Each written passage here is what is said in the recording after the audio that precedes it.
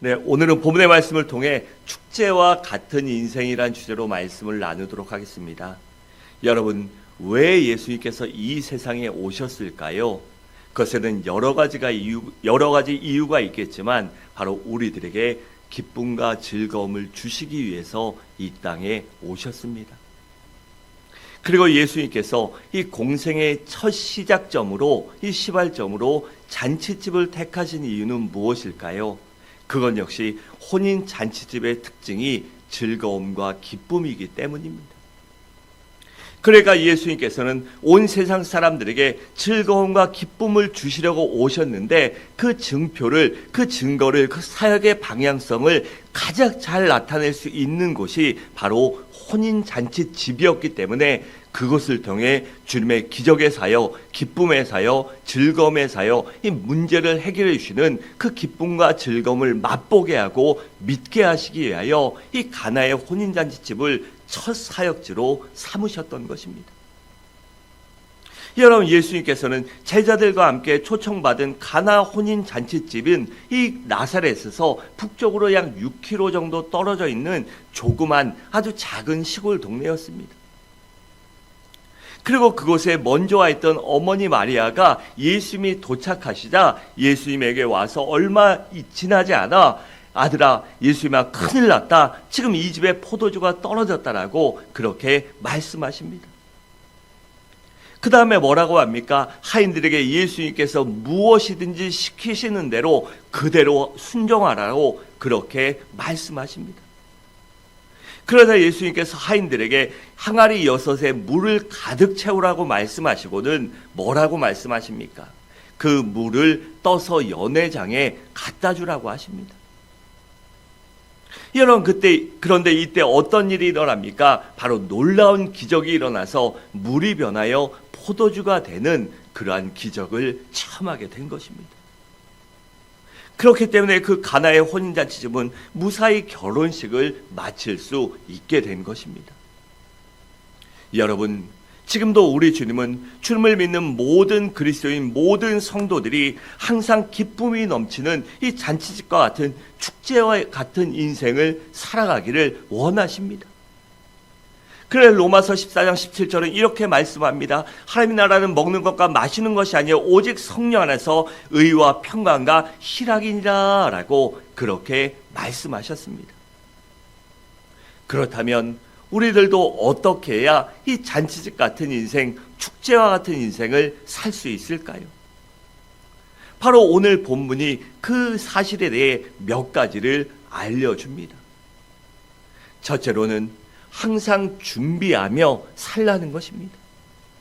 3절은 이렇게 말합니다. 포도주가 모자란지라 예수의 어머니가 예수께 이르되 저희에게 포도주가 없다 하니라고 했습니다. 여러분이 잔치집에 포도주가 떨어진 이유, 부족했던 이유를 정확히는 알 수 없지만 이 2가지 정도로 추측할 수 있습니다. 하나는 예상보다 이 손님들이 더 너무나도 많이 왔기 때문에 만약에 100인분, 200인분, 300인분, 500인분 했는데 그것이 2배로 왔다, 3배로 왔다 떨어지는 건 당연한 일입니다. 그렇기 때문에 사람이 생각보다 많이 와서 떨어졌다고 추측할 수도 있고 다른 하나는 저들이 준비를 덜 했기 때문입니다. 올 사람이 얼마인지 정확히 계산하지도 않고 이만치면 되겠지 이렇게 생각했을 수도 있다는 것입니다. 그런데 예상하지 못한 일이 일어났으니 저들이 얼마나 당황스러웠겠습니까? 여러분, 이것이 바로 인생입니다. 우리의 인생이란 한 치 앞도 내다볼 수 없습니다. 언제 어디서 어떤 일이 일어날지 제대로 알 수 없는 것, 그것을 확실히 알 수 없는 것이 인생입니다. 그렇다고 해서 우리가 두 손 두 발 다 놓고 포기하며 살 수 없진 않습니까? 원래 인생이란 그런 거야. 원래 다 그런 거야. 다 문제가 있고 다 그냥 그러고 살지. 그렇게 살 수만은 없지 않습니까? 그러면 어떻게 해야 할까요? 미리미리 준비해 둘 줄 알아야 합니다. 여러분, 만약 잔치집이 포도주를 충분히 준비했더라면 사람들이 많이 와도 걱정하지 않았을 것입니다. 그래서 우리들에겐 유비무환이란 정신이 필요한 것입니다. 무엇이든 있을 때, 평안할 때, 건강할 때, 잘 나갈 때 저축하고 준비해야 하는 것입니다. 여러분, 히스기 왕을 보세요. 그가 질병으로 사경을 헤맬 때 필사적으로 하나님께 기도를 드렸습니다. 그런데 그 기도의 내용을 자세히 보면 우리들에게 충격을 줍니다. 우리 이사야 38장 3절을 함께 읽겠습니다. 시작.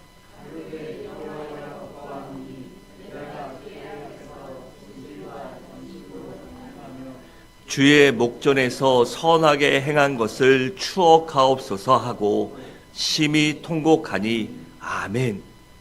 여러분, 여기 뭐라고 합니까? 행한 것을 추억하옵소서라는 그러한 기도를 했습니다. 그래가 히스기야는 평소에 하나님을 열심히 섬겼다는 것입니다.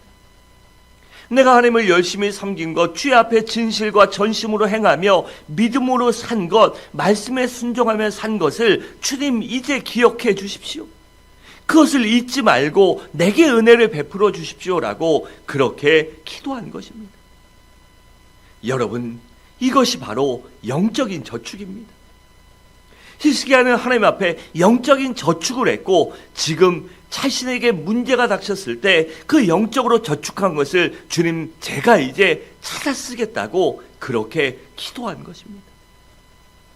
그리고 하나님께서는 그의 기도를 들으시고 그의 불치병을 고쳐주셨습니다. 여러분, 우리 모두 평소에 저축하고 준비하는 인생을 살아가시기 바랍니다. 그래야만이 끝까지 잔치집같이 즐거운 인생을 살아갈 수 있기 때문입니다. 여러분, 물질이 있을 때 물질을 저축해 두십시오. 그래서 보험도 들고 적금도 들고 예금도 들어 넣으세요. 그리고 신앙생활도 평소에 열심히 하시기 바랍니다. 열심히 예배도 드리고 열심히 봉사도 하고 열심히 헌금도 하고 열심히 전도도 하시기 바랍니다. 그러다 환난 당할 때 하나님 앞에 나와 히스기야 왕처럼 기도해 보세요. 그러면 응답받을 수 있습니다. 또한 열심히 선행도 베풀고 구제도 많이 하시기 바랍니다. 그러면 언젠가 내가 어려움 당할 때 그것이 보상이 되어 돌아와서 위기를 극복할 수 있게 되기 때문입니다. 여러분, 사도행전 9장에 보면 이 도르가라는 여인이 나옵니다. 그런데 그녀는 어떤 여인이라고 말합니까? 평소 선행과 구제를 많이 하는 여인이었습니다. 그런데 그런 여인이 어느 날 갑자기 죽게 돼요. 그때 온 동네 사람들이 그녀의 도움을 받고 그녀의 위로를 받고 그녀에게 사랑과 은혜를 입었던 많은 사람들이 슬퍼하며 울며 통곡하다가 이웃마을에 있는 베드로를 불러옵니다. 여러분, 그 동네 사람들이 이 도르가 여인의 은혜를 입지 않았다면 그렇게까지 안 했을 것입니다. 그녀의 선행과 구제가 너무나도 고맙고 정말 잊을 수 없었기 때문에 그녀에게 뭔가 해주고 싶고 그녀가 떠나는 것이 너무나도 아쉬워서 베드로를 한번 불러보자. 그러면 도르가 이 여인이 어쩌면 살 수 있을지도 모르겠다. 그런 마음과 믿음과 기대를 갖고 베드로를 불러옵니다. 그리고 베드로가 그녀를 위해 기도하고 그녀가 살아나는 기적이 일어났습니다.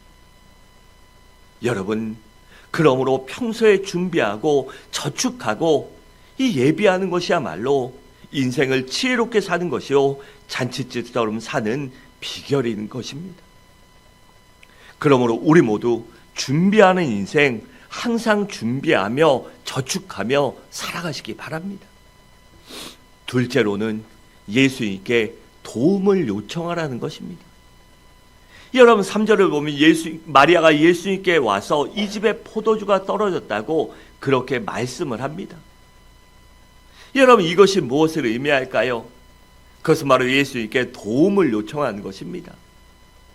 이 집에 포도주가 떨어졌다 그냥 푸념하고 한 것이 아니라 예수님, 이 집에 포도주가 떨어졌으니 주님께서 기적을 베푸셔서 은혜를 베풀어서 이 집의 문제를 해결해 주십시오라고 어머니 마리아가 주님께 요청하고 기도한 것입니다.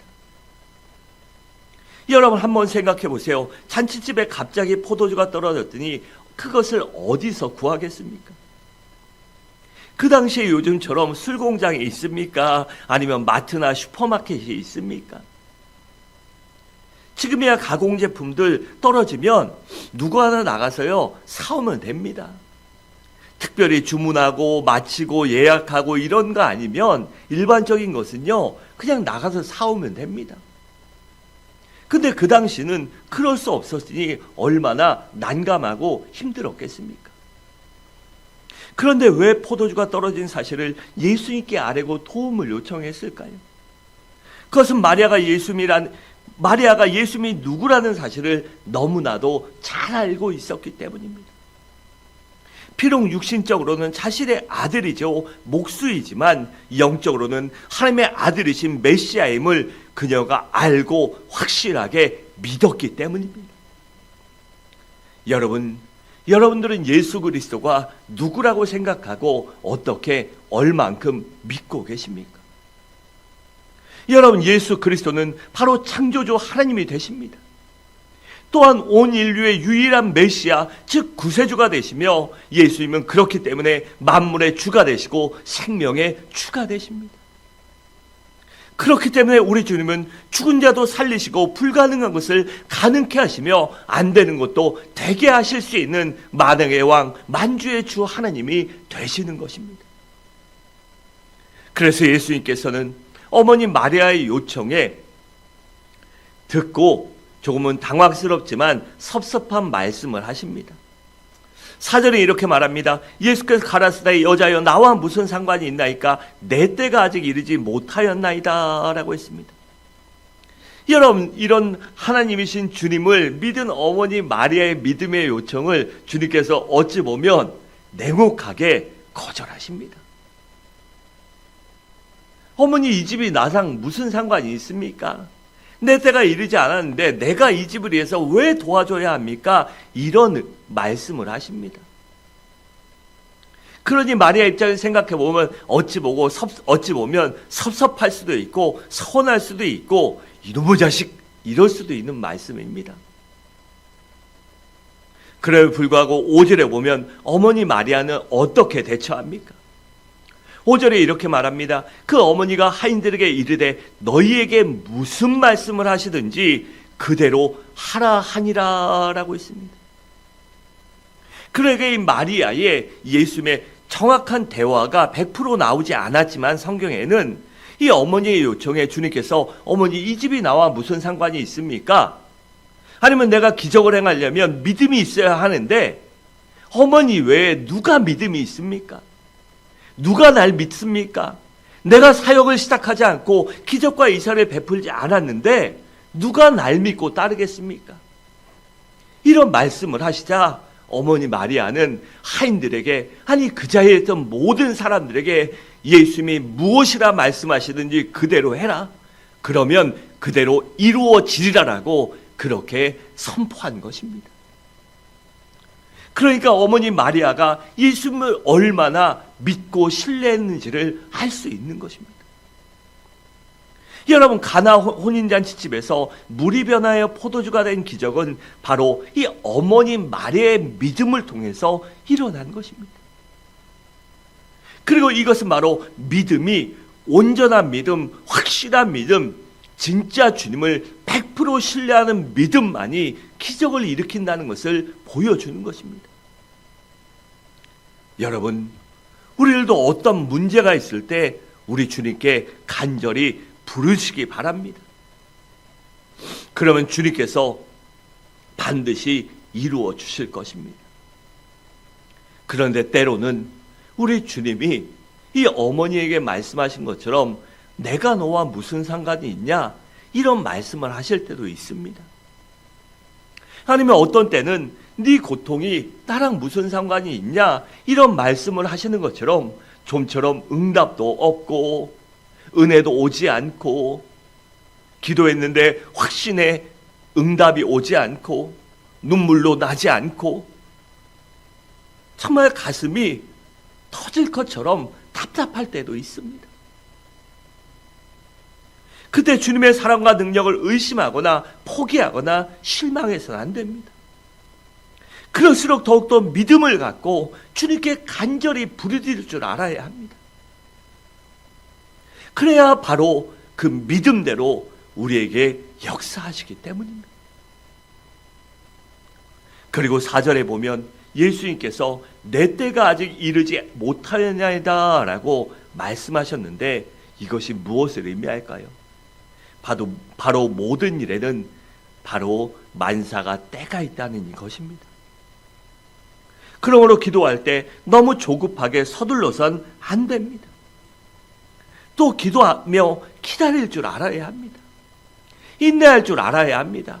언제까지요? 그 기도가 부르짖음이 간구가 내 삶에 100% 완전히 이루어져서 그 모든 것이 끝나고 하나님께 감사의 기도의 영광을 돌릴 때까지, 찬송을 올릴 때까지, 그때까지 우리가 인내하며 기도해야 하는 것입니다. 뭔가 징조가 보였다, 그때 기도를 멈추면 응답받지 못합니다. 그래서 우리는 우리가 부르짖은 것이 완전히 우리 삶에 이루어져서 감사의 기도를 올릴 때까지 부르짖으며 인내할 줄 알아야 하는 것입니다. 그래 히브리서 10장 36절은 우리에게 이렇게 말씀합니다. 너에게 인내가 필요하면 너희가 하나님의 뜻을 행한 후에 약속을 받기 위함이라 라고 했습니다. 그 약속을 받기 위해서는 인내가 필요한 것입니다. 그러므로 우리들도 바로 인내하며 끝까지 믿음으로 기도하시기 바랍니다. 여러분, 우리들도 인생을 살다 보면 예기치 않은, 생각지도 못한 사건이나 사고와 문제와 낭패를 당할 때가 있습니다. 그때 좌절하거나 포기하지 말고 우리 주님께 나와 부르짖으시기 바랍니다. 그럼 주님께서 그 믿음대로, 그 기도와 간구대로 반드시 도와주십니다. 그래서 요한복음 16장 24절은 이렇게 말씀합니다. 지금까지 너희가 내 이름으로 아무도 구하지 아니하였으나 구하라. 그리하면 받으리니 너희 기쁨이 충만하리라 라고 그렇게 말씀하셨습니다. 그러므로 우리 모두 문제 앞에서, 아니 인생의 모든 순간들마다 주님께 간구하며 부르시기 바랍니다. 셋째로, 주의 말씀에 순종해야 한다는 것입니다. 7절은 이렇게 말씀합니다. 예수께서 저희에게 이르시되 항아리에 물을 채우라 하신즉 아귀까지 채우니라고 했습니다. 그러니까 예수님께서 하인들에게 그 곳에 있던 6개의 항아리에 물을 가득 채우라고 그렇게 말씀하십니다. 여러분, 그 하인들이 그 항아리에 물 채우는 거 일이겠습니까? 항아리에 물을 채우라, 그건 아무 생각하고 고민하지 않고 그냥 하면 되는 겁니다. 누구도 항아리에 물을 채워라, 거기에 의문을 갖거나 의심하거나, 정결 예식에 쓰는 항아리니 손 닦고 발 닦고 집에 들어갈 때 하는 것이니 당연히 비었으니 다시 채워놓으라, 누가 의심하고 누가 뭐라 하겠습니까? 좀 귀찮고 번거롭지만 그건 그냥 아무 생각 없이 할 수 있는 일입니다. 그런데 그 다음이 문제였습니다. 8절에 뭐라고 합니까? 이제는 떠서 연회장에 갖다 주라라고 그렇게 말씀하십니다. 여러분, 하인들이 자신들이 지금 물을 채워 넣었는데 그 맹물을 어떻게 포도주라 하며 갖다 줄 수 있겠습니까? 만약에 물을 포도주로 갖다 줬는데 이 연회장에 있는 사람들이 술이 다 100% 취해가지고 인사불성이 돼서 물인지 포도주인지 뭔지 모르고 먹는다면 상관없겠지만 그 지경이 아니니까 아직까지 먹고 있겠지요. 그러니 물을 갖다 주면 얼마나 문제가 되고 망신당하고 이 하인들의 입장이 얼마나 난처해지겠습니까? 그러니 하인들은 고민하고 갈등을 겪을 수밖에 없습니다. 여러분, 우리가 살아갈 때, 사회생활할 때도 마찬가지 아닙니까? 상사가 때로는 이 사람이니까 그럴 수도 있겠지만 무리한 것을 요구합니다. 아니면 때로는 나를 시기 질투하는 사람들이 이간질하고 이 장난하면서 문제를 일으킬 때 있습니다. 그때 그 일을 해놓고 사고치고 문제를 일으켰는데 누가 시켜서요? 주인님의 친척인 저 마리아가 시켰기 때문에 했습니다. 여러분, 하인들이 그렇다고 그 잘못을 용서받을 수 있습니까? 아, 그래, 네 죄가 아니다. 너한테 시킨 마리아가 문제고 또 그것을 한 또 명령한 예수가 문제다. 그래, 니들은 잘못 없어. 여러분, 그럽니까? 절대 아닙니다.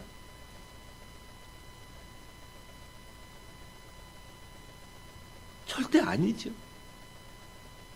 그런데 놀라운 사실은요, 바로 저 하인들이 그 모든 것을 알면서도 주의 말씀대로 그대로 즉시 순종했다는 것입니다. 그리고 그들이 주님의 말씀대로 순종해서 항아리에 물을 채우고 그 물을 떠서 연회장에 갖다 주자 바로 그때 놀라운 기적이 일어난 것입니다. 조금 전까지만 해도 분명히 물이었지만 그것이 아주 맛있는 포도주로 변한 것입니다. 여러분, 그러니까 순종이 기적을 일으킨 것입니다. 여러분들도, 아니 우리들도 주님을 절대적으로 신뢰하시기 바랍니다. 주의 말씀을 절대적으로 신뢰해 보세요. 그러면 어떤 상황에서도 갈등이 없거나 불순종하거나 순종 못하지 않을 수 있습니다. 그리고 주님께서는 그 믿음과 순종을 보시고 기적을 베풀어 주십니다. 우리 모두 올 한 해는 주님 말씀에 100% 순종하시기 바랍니다. 주님 말씀에, 주의 음성에 민감하게 반응하며 그 주님의 말씀에 아멘으로 화답하시기 바랍니다. 그럼 반드시 우리의 삶에도 이 기적과 같은 능력이 일어날 것입니다. 마지막으로, 그렇다면 순종의 결과는 무엇이었을까요? 먼저는 문제가 해결됐습니다. 여러분, 이 잔치집의 문제는 무엇입니까? 바로 포도주가 똑 하고 떨어진 것이 문제였습니다. 그런데 물이 변하여 포도주가 되었으니 문제가 해결된 것입니다.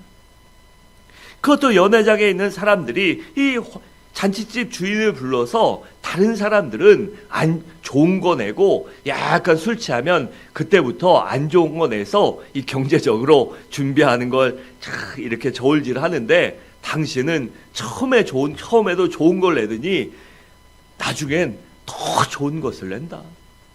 아주 최상품 포도주를 낸다. 그래서 당신은 정말 좋은 사람이구나. 속이고 세상처럼 그렇게 사는 게 아니라 당신은 끝까지 섬길 줄 알고 대단한 사람이다. 그런 칭찬까지 듣습니다. 그러니 그 하인들과 그 자리에 혼주나 가족들이 얼마나 기뻤겠습니까? 여러분, 그렇기 때문에 문제가 있을 때 우리 주님 앞에 나오시기 바랍니다.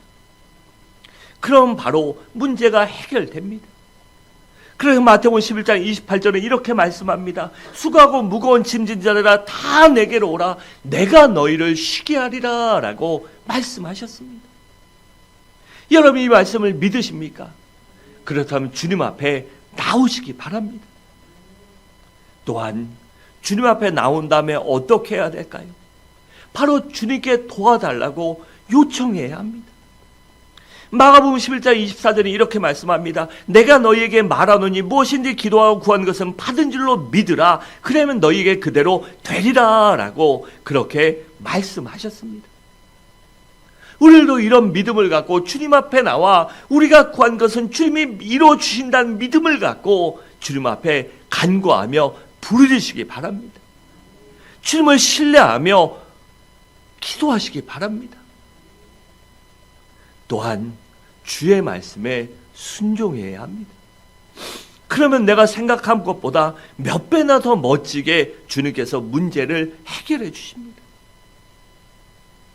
그래서 우리가 그 아픔과 문제와 환난과 고통을 이겨내고 남을 정도로 더 큰 은혜와 축복과 기적을 베풀어 주십니다. 우리도 살다 보면 주님 앞에 나오시기 바랍니다.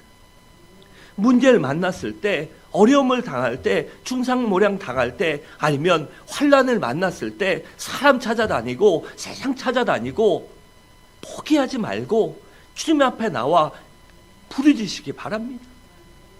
주님 말씀 순종해서 묵묵히 인내하시기 바랍니다.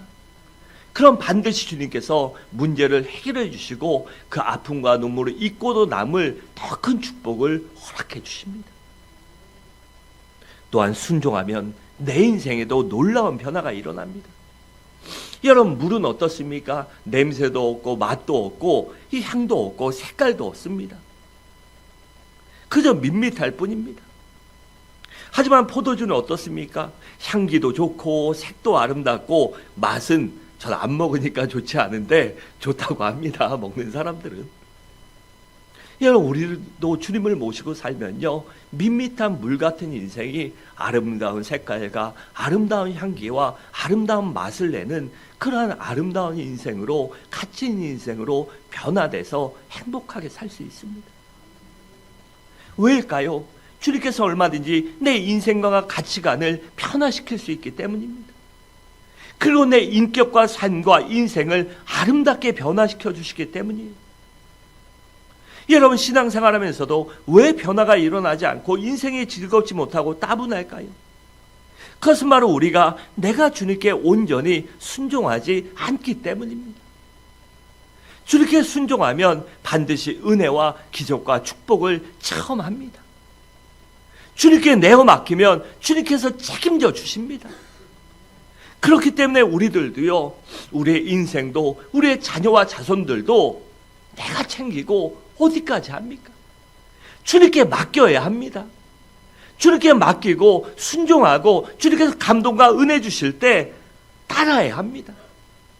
그럼 반드시 주님께서 은혜를 베풀어 주실 것입니다. 또한 순종하면 나만의 비밀을 갖게 됩니다. 우리 구절 함께 읽겠습니다. 시작.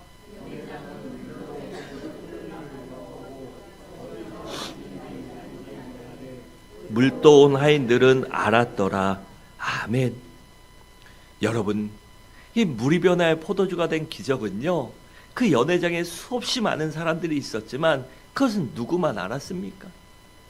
우리 주님과 그 물을 떠나준, 물이 변한 포도주를 떠나준 하인들밖에 몰랐습니다. 여러분, 그러니 그 기적에 동참했던 사람들이 얼마나 대단한 일을 경험했습니까? 여러분, 이처럼 우리들도 인생을 살면서 많은 것들을 경험합니다. 그런데 지식적인 경험은 쉽게 잊을 수 없지만 가슴으로 체험한 것은 평생 잊지 못합니다. 아마 이 하인들은 이 혼인잔치의 기적을 일평생 잊지 못했을 것입니다. 그 일만 생각하면 기쁘고 즐겁고 용기가 샘솟았을 것입니다. 그리고 그 하인들도 주님을 믿었을 것이에요. 그래서 주님을 믿고 주님 말씀에 순종하면 주님이 함께 해주신다. 그 기적과 은혜를 체험하고 그 비밀을 가졌기 때문에 그들은 믿음대로 아마 살았을 것입니다. 여러분, 주님께서는 순종하는 자에게 그 사람만이 알 수 있는 비밀한 경험을 주십니다. 그래서 신앙의 비밀과 인생의 비밀을 주세요. 그래서 일생을 즐겁게 살도록 해주시는 것입니다. 그러므로 우리 모두 그 비밀을 소유하시기 바랍니다. 말씀을 머리로만 하는 것이 아니라 처음 하는 신앙이 되시기 바랍니다. 누림의 권세가 있으시길 바랍니다. 마지막으로 순종한 자는 점점 더 좋아지는 인생을 살게 됩니다. 10절은 이렇게 말씀합니다. 말하되 사람마다 먼저 좋은 포도주를 내고 취한 후에 낮은 것을 내거늘 그대는 지금까지 좋은 포도주를 두었다 하니라 라고 했습니다. 여러분, 세상은 어떻습니까? 처음엔 좋지만 시간이 지나면서 점점 나빠지고 고장나고 점점 사람의 내가 좋아하던 감정도 퇴색하고 그럽니다. 가령 집이든지 옷이든지 자동차든지 뭘 사보십시오. 처음에 구입하면 그렇게 좋지요. 원하는 걸 얻었으니 너무 좋습니다. 그런데 세월이 지나면서 고장나고 나빠집니다. 그래서 세상 사람들을 보면 처음에는 기뻐서 노래하고 춤추며 즐겨요. 그런데 세상 사람들은 어떻습니까? 나중에는요, 서로 싸우고 헤어집니다. 처음에는 즐거운데 나중에 고통을 당합니다. 하지만 우리 주님을 모시고 살면 어떻습니까? 우리 주님을 모시고 살며 우리 주님 말씀에 순종하며 살면 절대 그렇지 않습니다. 세월이 흘러갈수록 시간이 지날수록 점점 더 모든 면에서 좋아집니다. 여러분, 사람은 가까이 지나면 냄새가 납니다. 사람 냄새가 난다, 좋은 의미가 아니라 나쁜 것도 납니다. 하지만 주님을 모시고 살면요, 우리의 인격과 이 가치관과 인생관이 바뀌어서 알고 지내면 지낼수록 더 믿을 수 있는 사람, 신뢰할 수 있는 사람이 됩니다. 예, 우리가 살면서 아름다운 모습들 좋지요. 좋아 보이는 거 좋습니다. 하지만 그것보다 더 좋은 것은 그 사람의 인격과 신앙과 언어나 인생관이 좋아야 합니다. 그래야 같이 갈 수 있는 것입니다. 예, 우리 성도는요, 그렇게 가까워질 수 있는 사람이 되어야 합니다. 그러기 위해서 주님을 말씀에 순종하며 믿음으로 살아야 하는 것입니다. 그러다 보면 우리가 신앙과 인격과 믿음이 성장한 사람이 되면 기쁨도 2배요, 감사도 2배요, 행복도 2배요, 사랑과 소명도 2배요, 삶의 질도 점점 더 좋아질 것입니다. 그러니 어떻게 인생이 즐겁지 않을 수 있겠습니까? 사랑하는 성도 여러분, 말씀을 마치도록 하겠습니다. 우리들도 예수 그리스도를 나의 주 나의 하나님으로 모시고 항상 모든 면에서 준비하며 살아가시기 바랍니다. 또한 문제 앞에서 주님께 도움을 요청하며 말씀에 온전히 순종하며 살아내시길 바랍니다. 그래 주님 안에서 주님의 은혜 가운데, 주님의 사랑과 축복 가운데, 주님의 능력과 도우심 안에서, 그 말씀과 믿음 안에서 점점 더 즐거워지는 인생, 축제와 같은 인생을 살아가시는 우리 모든 성도님들 되시기를 주님의 이름으로 간절히 축원합니다.